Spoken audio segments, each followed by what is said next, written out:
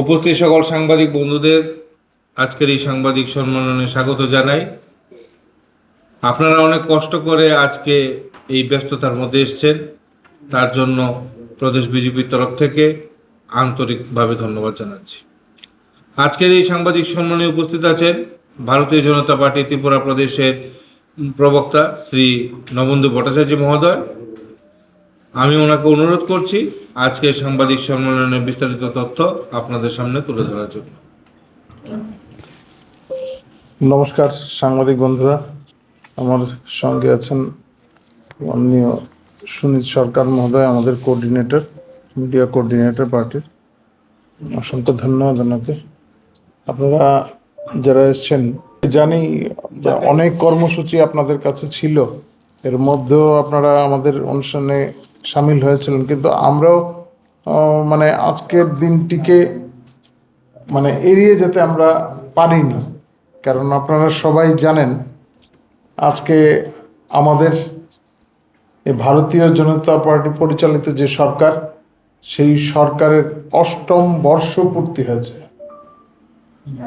আজকের দিনেই রাজ্যে প্রথম ভারতীয় জনতা পার্টির সরকার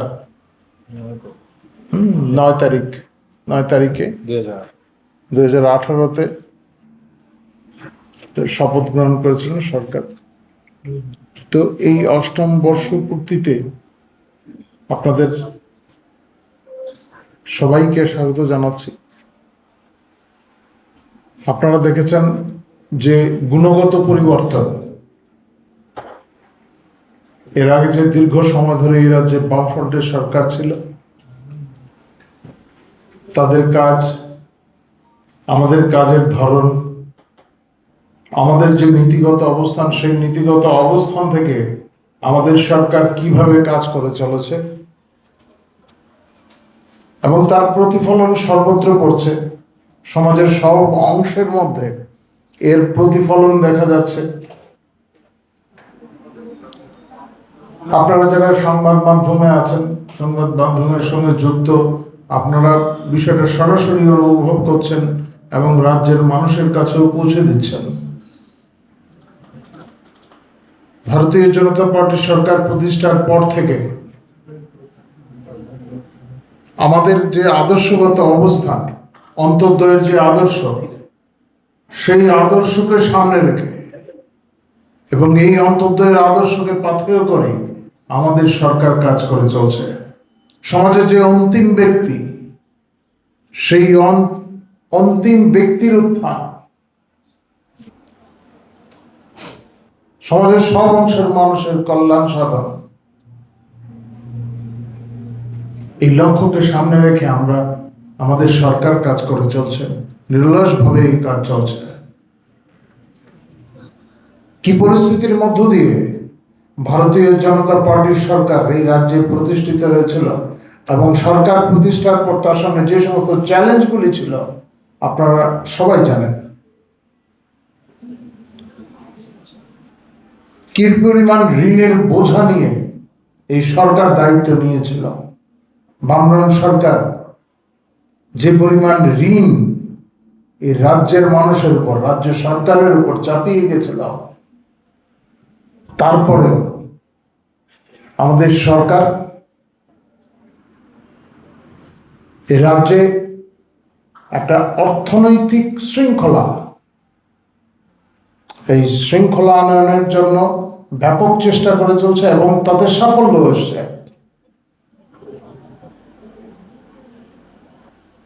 রাজ্যে অভূতপূর্ব উন্নতি সাধিত হয়েছে। বিভিন্ন যে সাফল্যের খতিয়ানগুলি আমি আজকে আপনাদের এই সংক্ষেপে আর তুলে ধরছি না, আপনারা বিভিন্ন সময় আপনারাই উল্লেখ করছেন, মানুষের কাছে এই বিষয়গুলি পৌঁছে দিচ্ছেন। যোগাযোগ ব্যবস্থার ক্ষেত্রে যে ব্যাপক পরিবর্তন এসছে, আগে কি পরিস্থিতি ছিল, এখন কি হচ্ছে, এবং সরকারি বিভিন্ন কর্মকাণ্ডে যেভাবে স্বচ্ছতা এসছে। এখন গভর্নেন্সকে আমাদের সরকার পঞ্চায়েত স্তর অব্দি নিয়ে যেতে চাইছে। এবং প্রত্যেকের জানার অধিকার আছে, প্রত্যেক বিষয়ে যা জনস্বার্থের সঙ্গে যুক্ত সেগুলি সম্পর্কে জানতে পারছে। সবচেয়ে বড় যে বিষয়টা হচ্ছে উন্নয়ন কর্মসূচিতে সাধারণ মানুষের প্রত্যক্ষ অংশগ্রহণ আছে। আপনারা দেখবেন বিভিন্ন এলাকায় যেভাবে উন্নয়নমূলক কর্মসূচিগুলি বাস্তবায়িত হচ্ছে, তখন সাধারণ মানুষ কিভাবে তাদের যুক্ত হচ্ছে। এটা যে সামাজিক পরিবর্তন এসছে আমাদের মধ্যে। আমাদের লক্ষ্য শুধু সরকার গঠন নয়, আমাদের পার্টির এটা লক্ষ্য ছিল না যে আমরা শুধু সরকার গঠনই করব, সরকার পরিচালনা করব, ক্ষমতাকে আঁকড়ে ধরবো, সেটা আমাদের মূল লক্ষ্য ছিল না। আমাদের বরাবরই আমাদের আদর্শগত স্থান থেকে আমরা আমাদের কার্যকর্তাদের বলি, আমাদের সবচেয়ে বড় কাজ হচ্ছে এই সমাজ পরিবর্তন করা, রাষ্ট্র স্বার্থে কাজ করা। আমরা সেই লক্ষ্যে অনেকটাই সফল হয়েছি। সমাজে ব্যাপক পরিবর্তন এসছে এবং এর প্রতিফলন আপনারাও দেখতে পাচ্ছেন।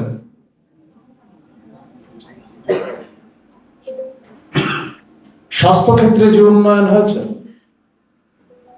অস্বীকার করার কোনো উপায় নেই। আগেও ট্রমা সেন্টার ছিল, শুধু বিল্ডিংটাই ছিল। ট্রমা সেন্টারে যে সমস্ত বিষয়গুলি থাকার কথা, কি কি বিষয় থাকলে ট্রমা সেন্টার বলা যায়, সেগুলি কিছুই ছিল না।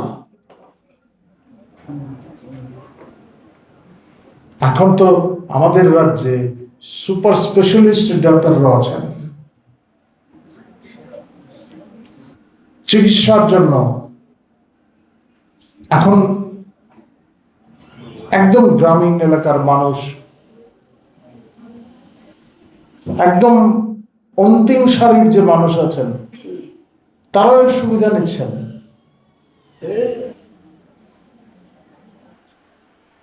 আগে আন্দোলন হতো, আপনারা যারা এখানে সাংবাদিকরা আছেন আপনারা জানেন, ন্যায্য মূল্যের দোকানে 13টি সামগ্রী দিতে হবে বলে কমিউনিস্টরা আন্দোলন করতো, কেন্দ্রীয় সরকার দেয় না, এগুলি দিতে হবে।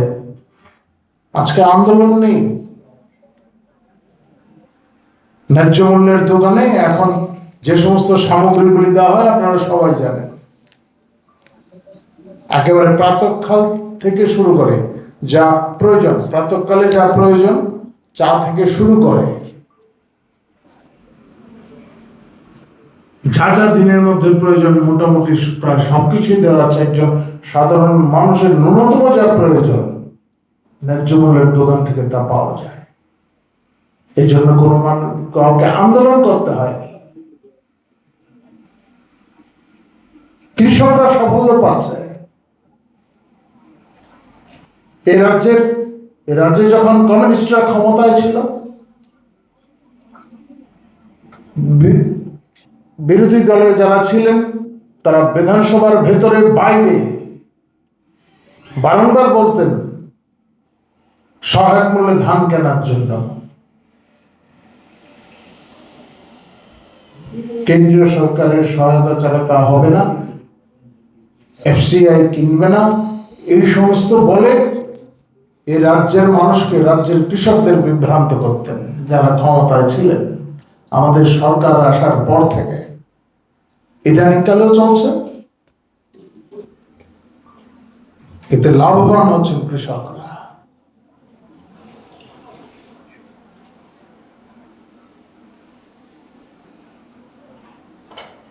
আপনারা দেখেছেন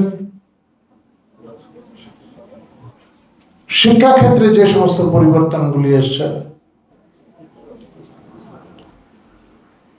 শিক্ষার মান উন্নয়নের জন্য আমাদের সরকার কি কি পরিকল্পনা নিয়েছে সেগুলি আপনারা জানেন। সর্বত্র এক ইতিবাচক পরিবর্তন আমাদের সরকার থেকে আনার চেষ্টা হয়েছে, তাতে সাফল্য এসছে। আমরা এই কথা বলি না যে এটা শুধু আমাদের সাফল্য, এবং জনগণের সক্রিয় সহযোগিতা থাকাতেই আমাদের সরকার এই সাফল্য অর্জন করতে সক্ষম হয়েছে।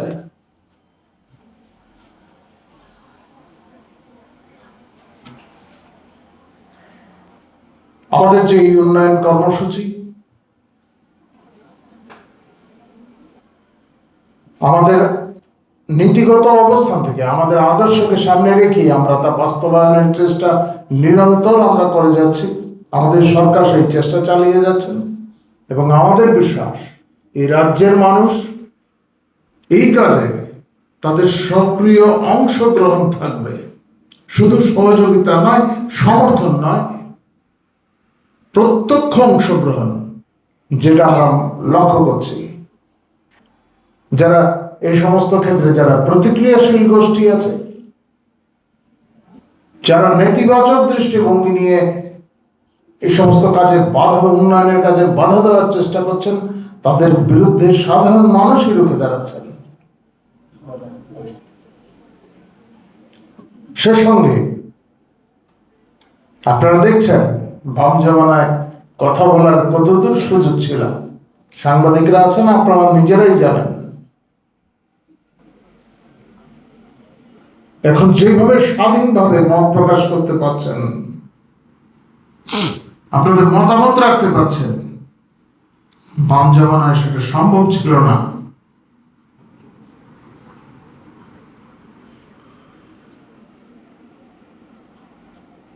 আমরা মনে করি যে সবার তার মত রাখার অধিকার আছে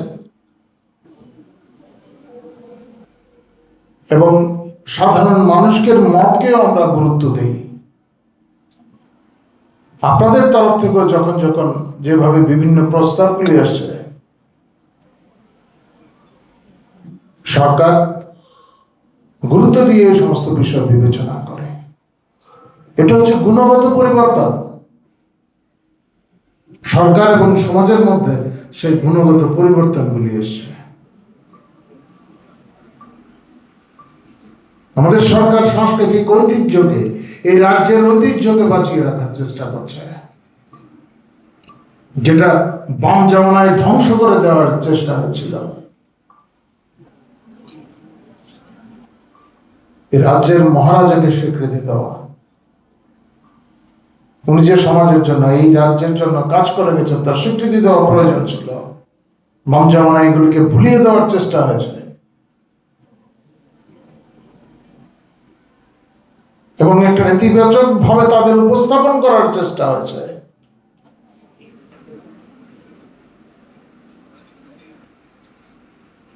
আমরা আবার মানুষের কাছে বিষয়গুলি তুলে ধরার চেষ্টা করছি। জানেন, মহারাজা বীর বিক্রম এয়ারপোর্ট হয়েছে, আমরা সবাই বিষয়গুলি জানেন, এই রাজ্যের মানুষ জানেন। আবার জ্যাকসন গেট হচ্ছে।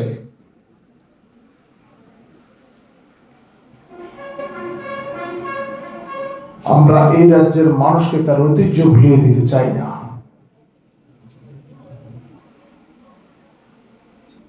আধুনিক চিন্তা চেতনার মাধ্যমে আমাদের যে সাংস্কৃতিক ঐতিহ্য, তাকে আমরা বাঁচিয়ে রাখতে চাই।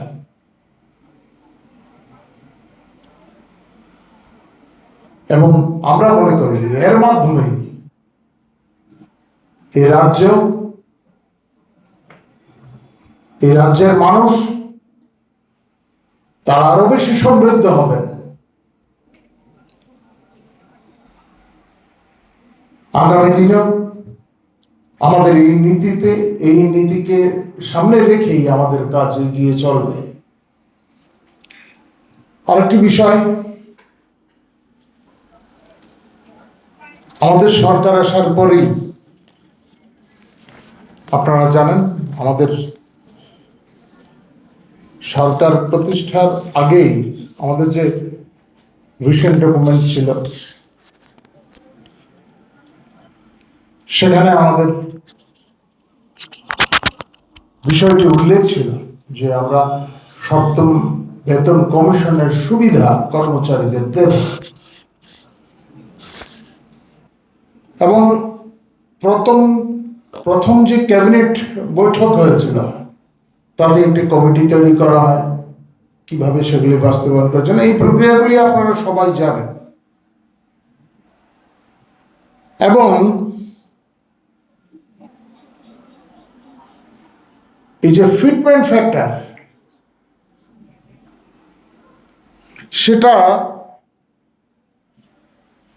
আগে 0.25% কম ছিল, এবং সপ্তম বেতন কমিশনের যে রূপরেখা ছিল তা প্রয়োগ করার সঙ্গে সঙ্গেই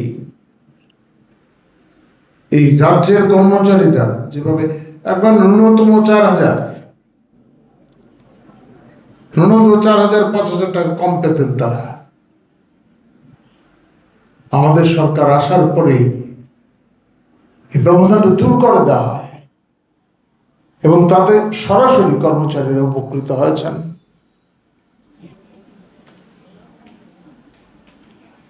ভীষণ ডকুমেন্ট আপনাদের কাছে আছে, কোথাও এরকম ভাবে বলা হয়নি যে সপ্তম বেতন কমিশন যা ছিল তাই প্রয়োগ করা হবে।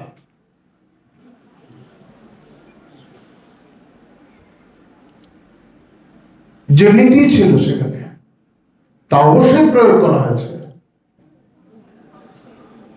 আর এটা সম্ভব ছিল না পুরোপুরি এক অবিকল ভাবে সেটা প্রয়োগ করা। আমরা যা প্রতিশ্রুতি দিয়েছি, আমরা যা আমাদের যে প্রস্তাব ছিল, আমাদের যে প্রতিশ্রুতি ছিল, সেটা অক্ষরে অক্ষরে পূর্ণ করা হয়েছে। অনেকে বলছেন মহার্ঘ ভাতার কথা, যেভাবে বাম জামানায় এই দীর্ঘ সময় ধরে যেইভাবে ফারাকটা তৈরি করা হয়েছে কেন্দ্রীয় সরকারের সঙ্গে, একদিনে তা মিটিয়ে দেওয়া সম্ভব না।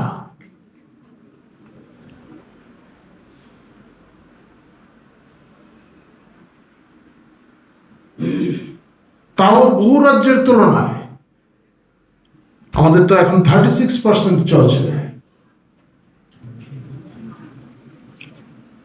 আমরা যে রাজ্যে প্রায়শই আমাদের অনেকেই যাতায়াত করেন নানা কারণে, আমাদের অনেক বন্ধু বান্ধব আছে পশ্চিমবাংলায়,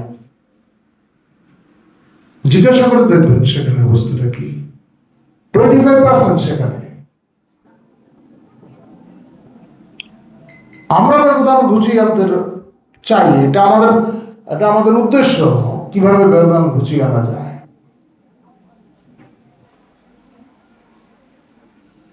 এটা ঠিক যে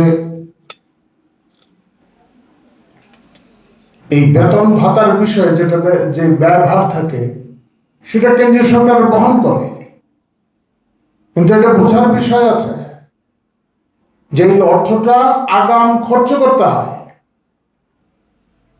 যারা এই সমস্ত বিষয় নিয়ে চর্চা করেন, যারা এই সমস্ত বিষয়ের বিশেষজ্ঞ, তাদের সঙ্গে আপনারা পরামর্শ করে দেখবেন, অর্থটা আগে খরচ করতে হয়। এই খরচের বহর পরবর্তী সময় মিটিয়ে দেওয়া হয়। রাজ্যের বর্তমান আর্থিক অবস্থার মধ্যে দাঁড়িয়ে যে সমস্ত, আমি পুরো শুরুতেই বলেছি, 16,000 কোটি টাকার ঋণ চাপিয়ে দিয়ে বামফ্রন্ট সরকার বিদায় নিয়েছে, এগুলি আপনারা সবাই জানেন।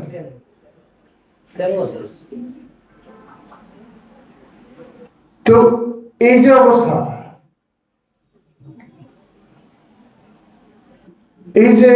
এই যে অবস্থাটা তৈরি হয়েছে,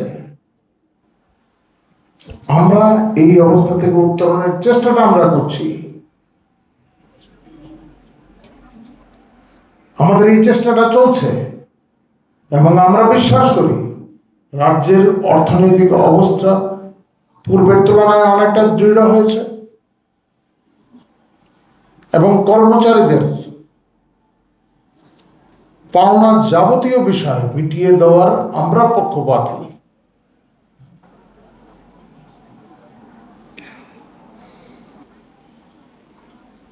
অষ্টম বেতন কমিশনের রিপোর্ট আসতে চলছে। আমাদের সরকারের তরফ থেকে যা যা পাঠানো সেই অর্থমন্ত্রী আপনাদের কাছে বলেছেন এবং আমরাও এই বিষয়ে আমরা আশাবাদী। আরেকটা বিষয় দেখছিলাম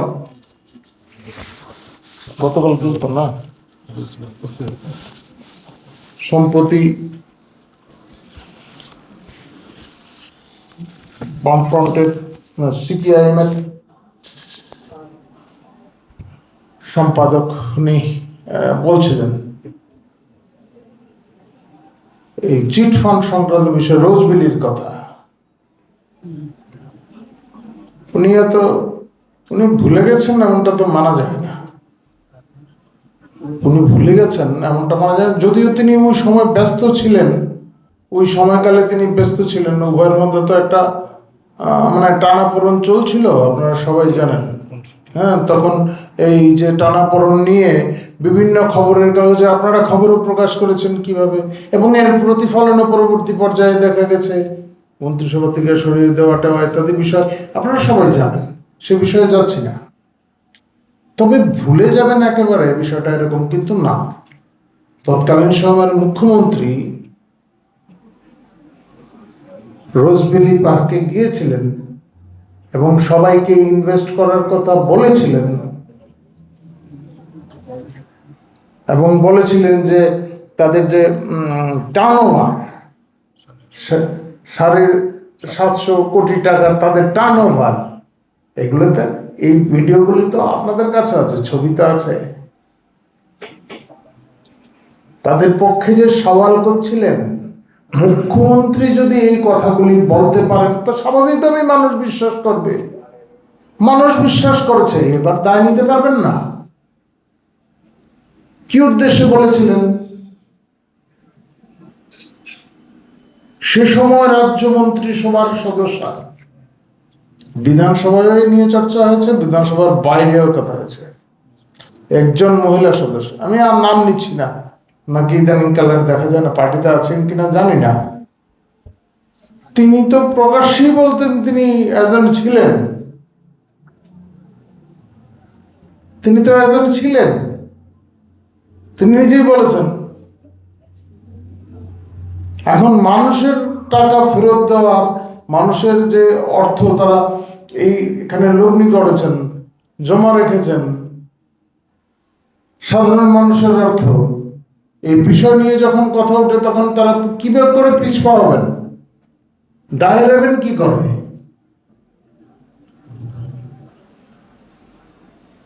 তিনি এই সমস্ত বিষয় ভুলে গেছেন এমনটা কিন্তু না। তিনি হয়তো চাইছেন নতুন করে আবার এই বিষয়ে একটু চর্চা হোক।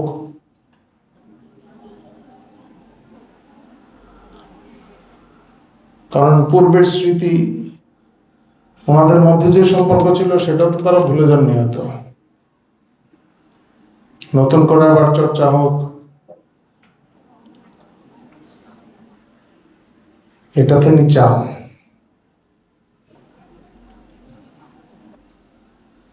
যাই হোক, এটা নতুন করে আমাদের তরফ থেকে আর বোঝাতে হবে না। এই রাজ্যের মানুষ জানেন কাদের দেখে এই রাজ্যের সাধারণ মানুষ এই রোজভ্যালিতে টাকা জমা রেখেছিলেন।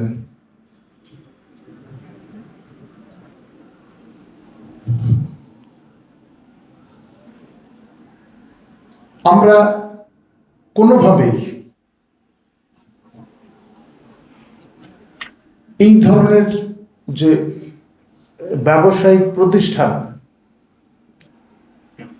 এই ব্যবসায়িক প্রতিষ্ঠানগুলির সঙ্গে বা চিট ফান্ডের সঙ্গে সরকারের সরাসরি সম্পর্ক থাকবে এমনটা কিন্তু আমরা মেনে নিতে পারি না। সাধারণ মানুষও চায় না সরকারের এই ধরনের সম্পর্ক থাকুক। এবং আপনাদের অবশ্যই মনে থাকবে, কারণ আপনারা এই নিউজগুলি করেছেন, এই রোজভ্যালির উপরে যখন চাপ এসছে, যখন তারা তাদের কাজ গুটিয়ে নিচ্ছিল, এখন যে সমস্ত বিল্ডিং সরকার অধিগ্রহণ করেছে সেখানকার কাগজপত্র রাতারাতি কিভাবে সরিয়ে নেওয়া হয়েছিল, আপনাদের কাছে অনেকের কাছেই ছবি হতে থাকতে পারে। এবং সেই সময়কালে বিভিন্ন খবরের কাগজে আপনারা খুলে দেখবেন লেখা হয়েছিল আমাদের পার্শ্ববর্তী একটা রাষ্ট্রের কথা, যেখানে টাকা পয়সা নিয়ে বিনিয়োগ করা হয়েছে, কারা কারা বিনিয়োগ করেছিলেন সেই খবরগুলি উঠেছে সেই সময়কালে।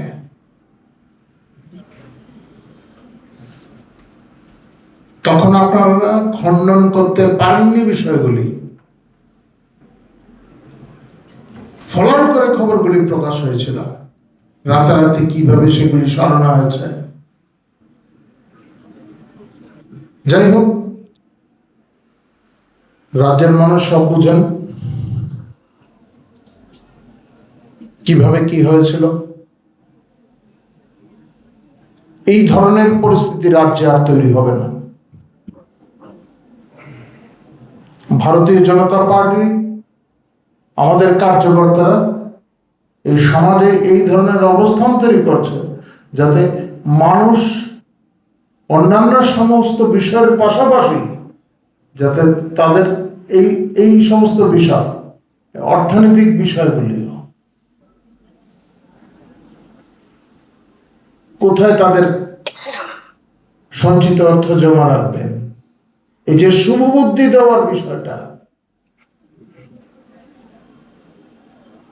এই বিষয়ে আমরা দায়িত্ব পালন করি, আমাদের কার্যকর্তারা দায়িত্ব পালন করেন।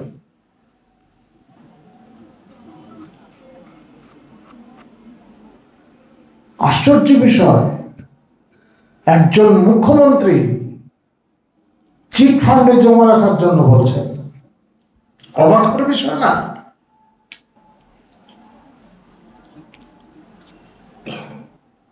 যেখানে তিনি বলতে পারতেন যে ক্ষুদ্র সঞ্চয় প্রকল্পগুলি যেগুলিতে টাকা জমা রাখার কথা তিনি বলতে পারতেন, কারণ সেই সমস্ত ক্ষেত্র থেকে রাজ্য সরকার বিভিন্ন টাকা নিয়ে, ঋণ নিয়ে রাজ্যের উন্নয়নের জন্য কাজ করে। রাজ্য এগুলির কথা তিনি বলতে পারতেন।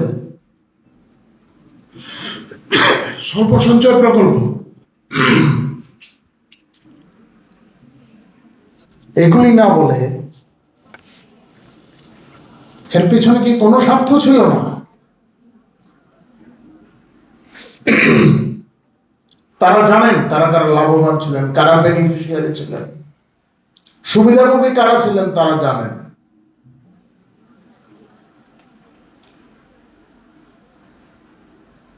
বাঁকা পথে অর্থ রোজগারের যারা মাধ্যমগুলি তৈরি করেছিলেন তারা সবাই সবকিছু জানেন। আর এই জন্যেই এখন এই সমস্ত পথগুলি বন্ধ হয়ে যাওয়ায় প্রায়শই এটা নেই, ওটা নেই, খাদ্য নেই, বাসস্থান নেই, হ্যাঁ, এই সমস্ত কথা বলছেন। কাজ নেই, খাদ্য নেই। কারোর আন্দোলন করতে হয় না, কর্মচারীদের মিছিলে যেতে হয় না। আবার সেই গুণগত পরিবর্তন, কর্মচারীদের কোনো মিছিল করার প্রয়োজন হয় না, তবে দাবি দাবা নিয়ে সঠিক সময়ে সবকিছু পূরণ করা হচ্ছে। সরকারের সাফল্য, মন্ত্রীদের বাড়িতে, কোন নেতার বাড়িতে ভিড় হয় না চাকরির জন্য, যুবক যুবতীদের লাইন ধরতে হয় না, একটি দৃষ্টান্ত দেখাতে পারবেন না। আর 8 বছর আগের ছবি কি ছিল আপনারা সবাই জানেন।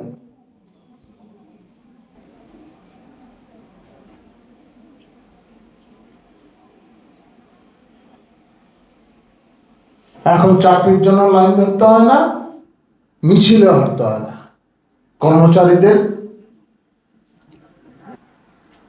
এই যে মহার্ঘ ভাতার জন্য মিছিল করতে হয় না, চাঁদা দিতে হয় না, চাঁদার জলুন নেই। অস্বীকার করতে পারবেন না এই বিষয়গুলি কেউ।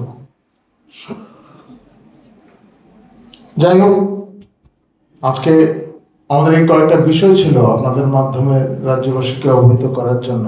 আপনাদের যদি কোনো বিষয় জিজ্ঞাসা থাকে আপনারা করতে পারেন। বিষয় হচ্ছে যে আসামে আপনাদের সরকার, দিল্লিতে কেন্দ্রে আপনাদের সরকার, সুতরাং ডাবল ইঞ্জিনের সরকার বলতে পারি। আসামে যদি 58% দিয়ে দেওয়া হয়, তাহলে কেন আপনি ওয়েস্ট বেঙ্গল দেখাচ্ছেন, ত্রিপুরা কেন আসামে? না, আমরা বলছি তো আমাদের সরকার যেখানে যেখানে আছে, অনেকেই আমাদের চাইতে বেশি আছেন। আমি তো প্রথমেই বললাম যে সমস্যাটা কোন জায়গায়। প্রথম আমাদের রাজ্য থেকে দিতে হবে, রাজ্য সরকারকে। 8 বছরে এই ধরনের গ্যাপটা যে পরিস্থিতি তৈরি হয়েছে সেটা 8 বছরে শেষ করা সম্ভব কত না। বছর লাগতে পারে এই গ্যাপটা ফিল না, সেই চেষ্টাটা আমরা চলছে, এর জন্য কোনো লক্ষ্যমাত্রা ধার্য করে না, কিন্তু আমাদের নীতিগত অবস্থান রয়েছে। আমাদের নীতিগত অবস্থান সেটা হচ্ছে কেন্দ্রীয় সরকারের কর্মচারীরা যেই হারে পান সেই হারে আমাদের দেওয়া, এবং সেই লক্ষ্যে আমাদের কাজটা চলছে। এবং আপনারা দেখছেন কিভাবে রাজ্য সরকার তার নিজস্ব আয় বৃদ্ধির চেষ্টা করছে। এবং আমরা আমাদের আমরা বিশ্বাস করি যে 8ম বেতন কমিশনের তরফ থেকে আমরা সেই ধরনের কিছু আমরা সুফল পাব, এবং তারপর অবশ্যই আমাদের এই রাজ্যের কর্মচারীদের আশা অনেকাংশেই পূর্ণ হবে। রোজবেলি নিয়ে আপনারা বারবার সিপিএম এর দিকে অভিযোগটা তোলেন, এবং আপনাদের ভিশন ডকুমেন্টেও ছিল যে রোজবেলি কাণ্ডে যারা দোষী তাদের শাস্তির আওতায় আনা হবে। তো 8 বছরে কিন্তু এখনো সিপিআইএম এর কারোরকে সেভাবে পুলিশের তদন্তের আওতায় আসতে দেখা যায় না, না। এটা পুলিশের নয়, এটা আপনারা সবাই জানেন জাতীয় স্তরে এই কাজগুলি চলছে। জাতীয় স্তরে কাজগুলি চলছে, এবং সেই যে তদন্তের প্রক্রিয়া এই রাজ্যের বাইরে এমনটা নয়, রাজ্যের বিষয়গুলি আছে। সেই প্রক্রিয়া যারা তদন্তকারী সংস্থাগুলি যেভাবে কাজ করছে তারা স্বাধীনভাবে স্বীকার করছে। না, এই কাজে আমরা কোনোভাবেই না সরকার না পার্টি এই সমস্ত কাজে তাদের তদন্তকারী সংস্থা তাদের কাজ এবং আদালতের কাজে কোনোভাবেই হস্তক্ষেপ করবে না। কিন্তু এটা স্পষ্ট কারা এই বুস্ট আপ করার চেষ্টা করেছেন, কাদের তাদের শক্তিশালী করার চেষ্টা করেছেন, কারা বিনোদে। আর এরপরে আর কি থাকতে পারে, যেখানে মুখ্যমন্ত্রী গিয়ে কথা বলেছেন, এর পক্ষে সাবান করেছেন যে এই রাজ্যের মন্ত্রী, সে সময় মন্ত্রী নিজেই বলছেন উনি এজেন্ট ছিলেন। আমার প্রশ্ন হচ্ছে তদন্তের এই স্লথ গতিতে কি আপনারা দলবেন না, দ্রুত আমরা তো চাই দ্রুত তদন্ত কার্য সম্পন্ন, জনগণের শুধু এই রোজগুলি নয় আরো অনেকগুলি আছে, এবং যারা যারা ক্ষতিগ্রস্ত হয়েছেন তাদের উপযুক্ত ব্যবস্থা দিয়ে করা, এবং যারা এতে দোষী তাদের বিরুদ্ধে উপযুক্ত ব্যবস্থা নেওয়া।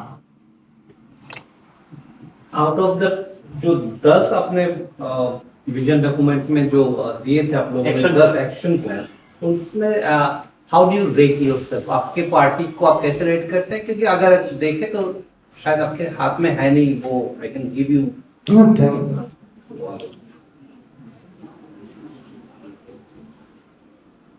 पूरे ताकत से सरकार आने के बाद से पूरे ताकत से अपना लक्ष्य पूर्ण करने के लिए प्रतिबद्ध थे, और ये काम चल रहा है। कुछ ऐसे परिकल्पनाएं थे जो जल्दी से जल्दी ये काम किया जा सकता है, कुछ परिकल्पनाएं थे जो लॉन्ग टर्म है।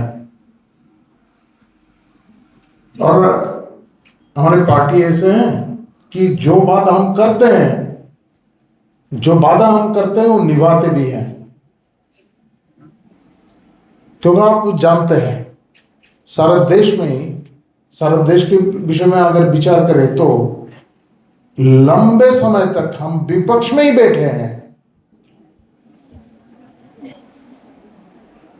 अगर हम लोग नीतिगत अवस्थान से हट जाते, नीतियों के साथ समझौता करते, तो हम सरकार में आ सकते थे बहुत पहले, लेकिन हम लोगों ने किया नहीं। नीति के साथ कभी समझौता नहीं किया हम लोगों ने, इसलिए इतना साल चले गए हम विपक्ष में ही बैठे रहे हैं, और अभी तो हम लोग सत्ता में है। नीतियों के साथ समझौता करना, जो वादा किए वो वादा ना निभाने का कोई सवाल ही नहीं उठता।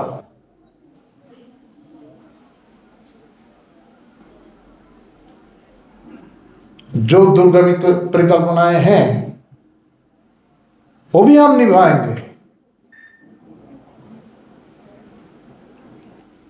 और इस लक्ष्य में हम कार्यरत हैं। और कुछ what will be your target this coming election? That is a challenge I believe, because आप लोग वहाँ सरकार में नहीं थे, एक दूसरा पार्टी सरकार मतलब आने वाले एडीसी इलेक्शन 1-1.5 महीने में होने का चांसेस ज्यादा है। अब देखिए क्या होता है, आप लोग भी देखिएगा और आप लोग जा भी रहे हैं बहुत स्थानों पे। लोग सोच रहे हैं क्या है, पहले वामपंथियों का सरकार था, उनके प्रशासन था, और अभी कौन है वो भी सब जानते हैं क्या क्या हो रहा है जानते हैं। अभी लोगों को ये लगने लगा है कि भारतीय जनता पार्टी का प्रशासन वहां भी होना चाहिए, क्योंकि भारतीय जनता पार्टी के कार्यकर्ता सिर्फ आपके लिए नहीं काम करता, अपने लिए काम नहीं करता, वो पूरे समाज के लिए काम करता है, सिर्फ अपने लिए नहीं सोचता। उनको लगने लगा है विकट परिस्थितियां हैं, अपने सामने भी बहुत हर्डल्स है, फिर भी लोग चाहते हैं कि भारतीय जनता पार्टी के कार्यकर्ता वहां आए, काम करें, संगठनिक शक्ति बढ़ाए। और आप लोग देख भी रहे हैं किस तरह से लोग हमारे साथ जुड़ते जा रहे हैं, सफलता आ रहे हैं, और इलेक्शन में उसका परिणाम आपके सामने आएगा। और हमारे एडीसी में सुशासित जिला परिषद, उसमें भारतीय जनता पार्टी का प्रशासन ही रहेगा। अभी तो वो अलायंस पार्टनर है असेंबली में, पर बीइंग ए अलायंस पार्टनर उनके अगेंस्ट में भी काम करना या बात करना, do you think that is also an hurdle for you? नहीं, हम ये अलग पार्टी है, उनका मतादर्श कुछ है कि नहीं पता नहीं मुझे, शायद आपको भी पता नहीं होगा। हमारे सामने कुछ मतादर्श है, वो किसी कारणवश हमारे साथ आए हैं, हम लोगों ने भी उनको एक्सेप्ट किया, क्योंकि त्रिपुरा का एक माने डेवलपमेंट की तरह हम चल रहे हैं, जो जो जुड़ते जाएंगे अच्छा ही है। और भारतीय जनता पार्टी के साथ कोई भी जुड़ सकता है, ये गंगा है, बहती है गंगा, डुबकी कोई भी लगा सकते हैं, पिन्ने सब ले सकते हैं। धन्यवाद सबाइके।